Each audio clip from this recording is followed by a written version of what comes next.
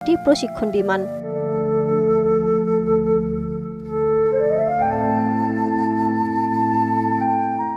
21 জুলাই দুপুর 1টার পরপরই ঘটে মর্মান্তিক এই দুর্ঘটনা।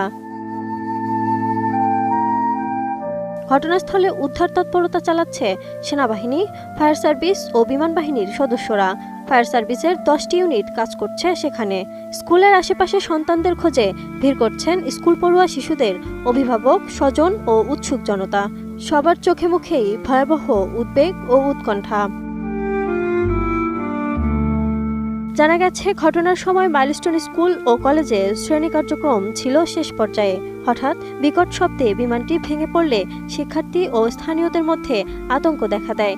অভিভাবকরা খবর পেয়ে ছুটে আসেন স্কুলে, অসহায় দৃষ্টিতে খুঁজতে থাকেন প্রিয় সন্তানদের।